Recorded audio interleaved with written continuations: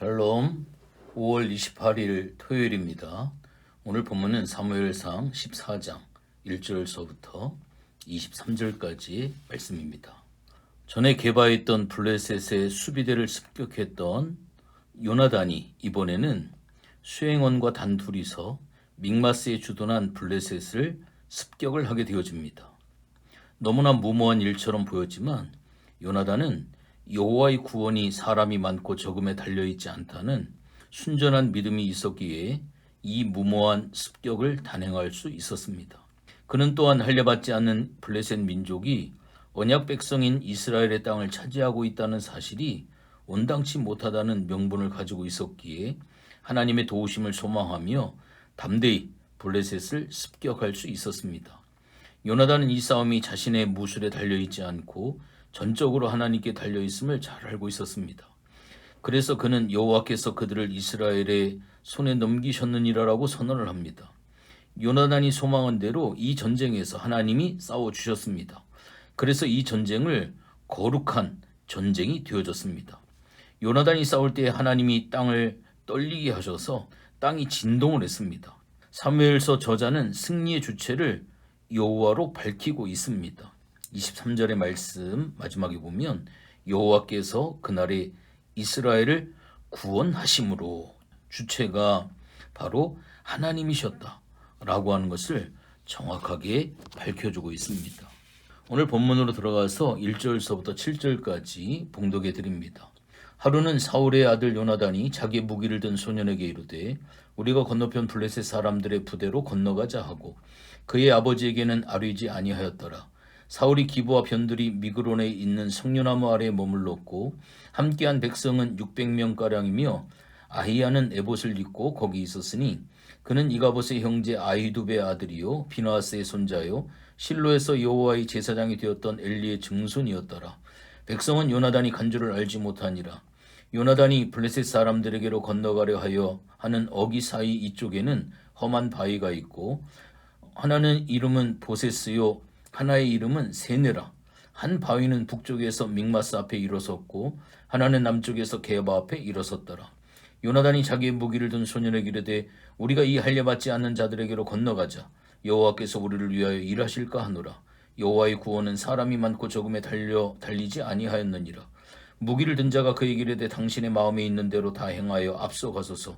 내가 당신과 마음을 같이하여 따르리이다. 아멘. 오늘 본문에 보면 3,000명이나 되던 이스라엘 사람들은 블레셋 사람들의 수와 위력에 눌려 다 흩어졌습니다.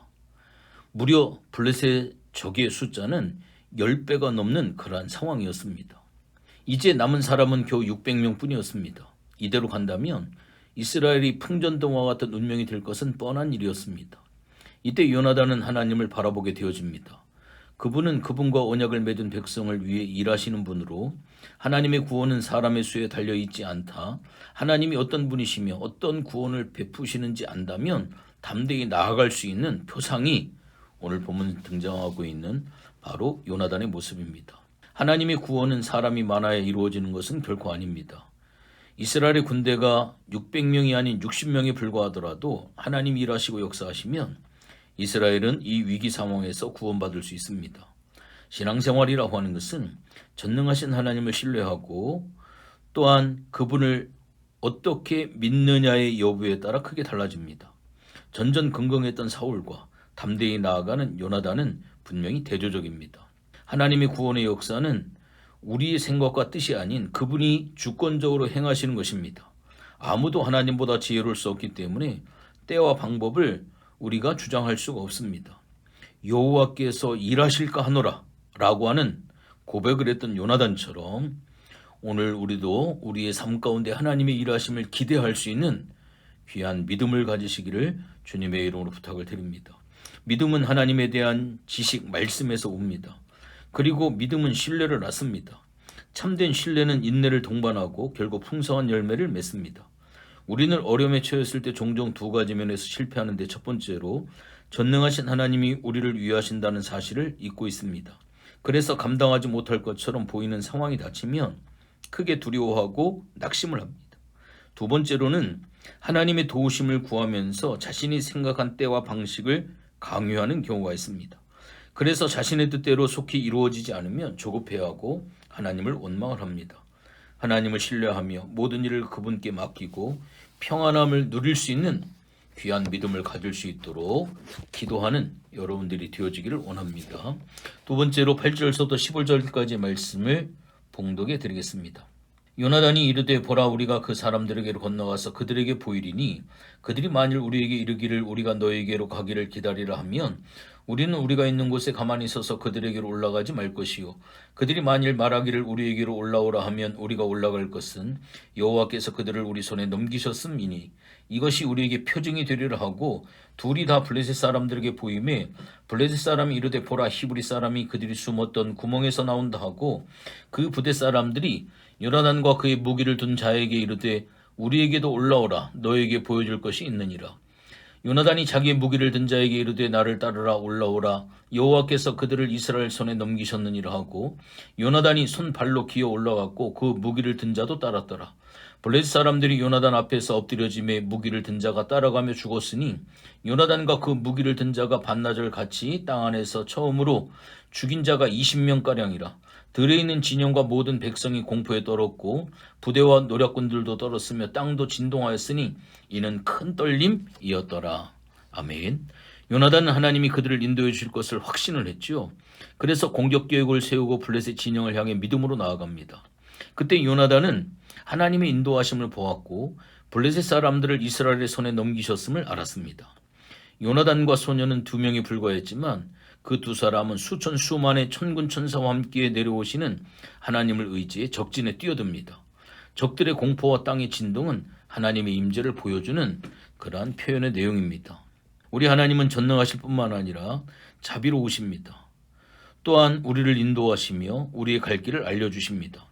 우매한 우리는 어떻게 살아야 하며 어떠한 상황을 어찌 받아들여야 할지 모르고 두려워합니다. 그러나 오늘날 성도는 그때 하나님이 친히 길을 열어주시며 인도하시는 것을 믿어야 합니다.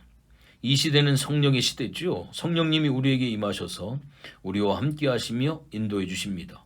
성령님이 요나단에게 징표를 주셔서 적진으로 뛰어들게 하셨듯이 우리도 그분의 인도하심을 받을 때 영적인 승리를 얻을 수가 있습니다. 그 인도하심에 순종할 때 큰 열매를 얻을 수가 있습니다. 특별히 주의해야 될 것은 하나님의 인도하심을 받을 때 신비주의적인 관점은 버려야 합니다. 성령님은 성도를 인도하실 때 그가 분명히 알 수 있도록 인도를 해주시는데 하나님은 자비로우시기 때문에 우리가 해야 할 일을 친절하게 가르쳐 주십니다.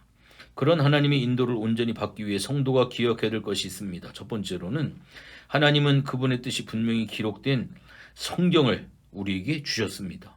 둘째로 육체의 소욕과 대조되는 성령의 인도하심은 성도가 분명히 알 수 있는 의의 인도하심입니다. 성도는 하나님의 뜻을 분명히 알아서 담대하게 실천하고 도전해야만 합니다.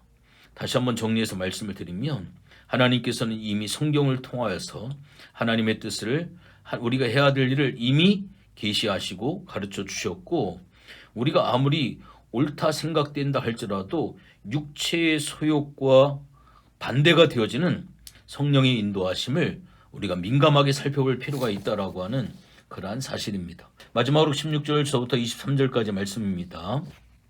오늘 여기 본문에서 말씀해 보면 이스라엘이 대승을 하게 되어집니다. 사울은 하나님께 불순종을 하지요. 그런 사울은 요나단으로 인해 일어난 일에 대해 알지 못할 정도로 영적으로 무지했습니다. 그러나 하나님은 사울의 영적인 무지나 불신앙, 하나님을 신뢰하지 못하는 이스라엘 백성의 두려움에도 불구하고 그분의 백성을 구원을 하십니다. 블레셋 전투에서 승리한 것은 오직 하나님의 은혜와 능력으로 말미암은 겁니다. 요나단의 용감한 행위나 블레셋 군대 안에 있던 히브리 사람들의 봉기는 하나님의 섭니다 라고 이렇게 볼 수가 있습니다. 하나님은 지금 요나단이 한 것처럼 사울이 믿음으로 행할 것을 기대하고 그를 이스라엘의 왕으로 임명을 하셨습니다. 그러나 사울은 불신앙과 교만에 빠졌고 이스라엘 백성은 어리석고 나약했습니다. 그럼에도 하나님은 그분의 백성이 승리하게 하셨습니다. 하나님이 친히 구원을 해주셨습니다. 블레셋의 군대는 너무나도 막강했습니다. 하지만 그들 안에 큰 혼란이 일었고 그곳에 있던 히브리 사람들이 봉기를 했고 숨었던 이스라엘 사람들이 싸우러 나오고 움츠렸던 이스라엘 군대가 용기를 내어 달려들자 이스라엘은 대승을 거둘 수가 있었습니다. 하나님은 우리가 전혀 예측하지 못하고 생각하지 못했던 그러한 방식을 통해 승리를 얻게 하십니다. 하나님이 어떻게 일하셔서 그분의 나라를 이루어 가시는지 예측해 본 적이 있습니까? 내가 예상한 방식대로 하나님의 역사가 이루어지고 있습니까? 정답은 그렇지 않습니다. 하나님은 우리의 지혜를 어리석게 만드시고 우리의 불신앙과 불순종을 무의로 돌리십니다. 우리의 예측을 무용지물로 만드시고 우리의 계산이 헛된 것임을 알게 하십니다. 하나님의 승리와 역사는 그분의 능력과 지혜에 근거한 것이기 때문에 우리는 진행되는 과정을 보고 감탄할 수밖에 없습니다. 그러므로 승산 없는 상황에서도 우리는 철저하게 따지지 말고 계산하지 말고 내 생각 의지하지 말고 100% 순종하며 하나님을 신뢰해야만 합니다. 하나님이 역사하시면 반드시 승리하고 반드시 일을 이루실 줄 믿습니다. 기도합니다. 하나님 고맙고 감사를 드립니다. 하나님이 일을 하셨습니다. 하나님 너무나도 수적으로 전쟁의 계략으로 볼 때는 백전백패할 수밖에 없는 그러한 상황이지만 하나님이 인도하시고 하나님이 역사하시니 전혀 예측하지 못한 대승을 거두게 되어집니다. 하나님 이 역사가 우리의 삶 가운데도 그대로 이루어지기를 원합니다. 내 생각대로 일하시는 하나님이 아니시고 내 계획대로 역사하시는 하나님이 아니심을 철저히 알게 하게 하시고 이 모든 것들을 철저히 부수고 하나님을 신뢰하고 말씀에 순종하고 주님을 의지하는 복된 신앙의 삶으로 다시금 살아갈 수 있도록 은혜를 더하여 주시옵소서. 감사를 드리며 예수님의 이름으로 기도했습니다. 아멘.